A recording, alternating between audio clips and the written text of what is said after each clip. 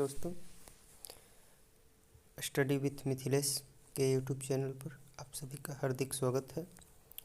आज हम लोग बात करेंगे इतिहास के कुछ प्रमुख विदेशी यात्रियों एवं लेखकों की एवं उनके पुस्तकों के बारे में बात करेंगे कि उन्होंने कौन सी कृतियाँ लिखी हुई हैं।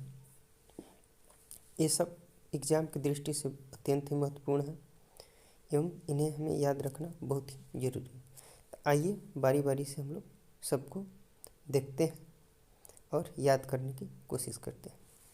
प्रमुख विदेशी यात्री, प्रथम में हम लोग यूनानी रोमन लेखक के बारे में जानते हैं कि कौन कौन से यूनानी रोमन लेखक हमारे भारत में आए और उनसे संबंधित तथ्यों को हम लोग जानते हैं। पहला, टेसियस, यह ईरान का राजवैद्य था। टेसियस के बारे में हमने जाना कि यह ईरान का राजवैद्य था और यह भारत की यात्रा पर आया हुआ था। दूसरा, हेरोडोटस, इसे इतिहास का पिता कहा जाता है। इसने अपनी पुस्तक हिस्टोरिका में 5वीं शताब्दी ईसा पूर्व के भारत फारस के संबंधों का वर्णन किया है। हेरोडोटस अति महत्वपूर्ण प्रश्न है। हेरोडोटस के बारे में हमेशा एग्जाम में पूछा जाता है। इसे इतिहास के पिता के नाम से जाना जाता है, ये भी हमें ध्यान में रखना है। और इसकी पुस्तक ये भी बार बार एग्जामों में पूछी जाती है, हिस्टोरिका, ये भी हमें याद रखना है। आगे चलते हैं।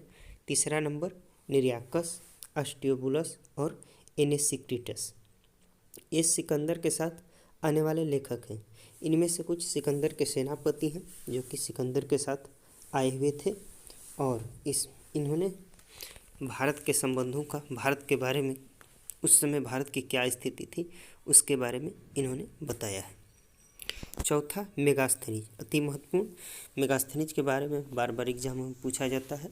यह सेल्यूकस का राजदूत था जो कि सिकंदर का सेनापति था सेल्यूकस, और जो चंद्रगुप्त मौर्य के दरबार में आया था।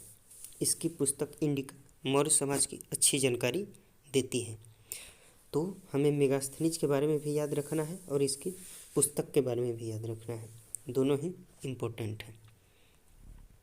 5वां नंबर, डाइमेकस, यह सीरियन नरेश एंटियोकस का राजदूत था जो बिंदुसार के दरबार में आया था। 6वां है डायनोसियस, यह मिस्र नरेश टॉलमी का राजदूत था जो अशोक के दरबार में आया था।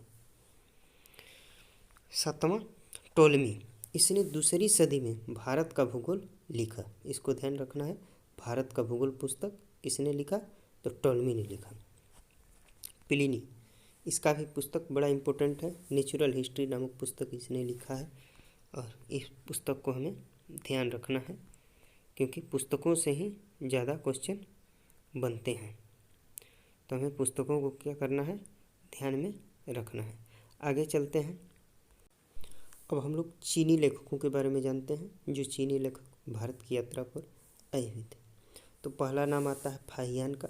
यह चीनी यात्री गुप्त नरेश चंद्रगुप्त द्वितीय के दरबार में आया था। ये भी क्वेश्चन बहुत बार रिपीट किया गया है विभिन्न परीक्षाओं में, तो इसे हमें ध्यान में रखना है। संजीवन, यह 518 एडी में भारत आया था। इसने बौद्ध धर्म की प्राप्तियां एकत्रित की, यानी यहाँ से बौद्ध धर्म के बारे में इसे जो कुछ भी मिला यह इकट्ठा करके अपने देश ले गया। ह्यूएनसांग, ये भी अति महत्वपूर्ण है। इसने 629 से 645 तक भारत में रहा है और भारत की इसने यात्राएं की। यह हर्षवर्धन के शासनकाल में आया था। ये भी क्वेश्चन पूछा जाता है कि ह्यूएनसांग किसके शासनकाल में भारत आया था, तो हमें ध्यान रखना है यह हर्षवर्धन के शासनकाल में भारत आया था। इसने नालंदा विश्वविद्यालय में अध्ययन किया था। इसकी यात्रा वृत्तांत सीयू की, कौन सा इसका यात्रा वृत्तांत है? सीयू की। ये भी ध्यान रखना है कि सीयू की यात्रा वृत्तांत इसका बहुत ही प्रसिद्ध है। आगे चौथा नंबर, इत्सिंग, यह 7वीं शताब्दी में भारत आया था। इसने नालंदा विक्रमशिला विश्वविद्यालय तथा भारत का वर्णन किया है। आइए आगे हम अरबी लेखकों के बारे में बात करते हैं। अरबी लेखक में अलबरूनी का नाम आता है, ये भी काफ़ी महत्वपूर्ण है।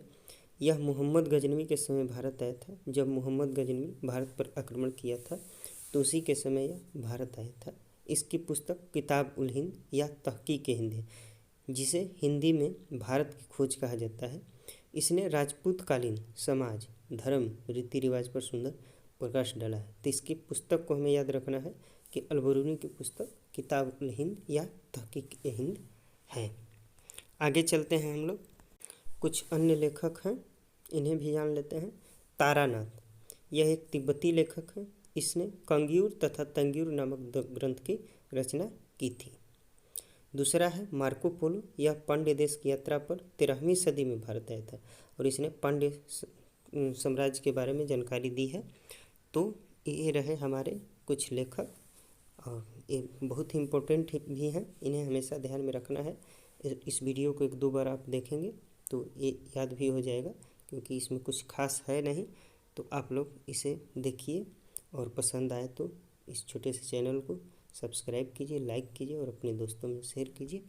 धन्यवाद।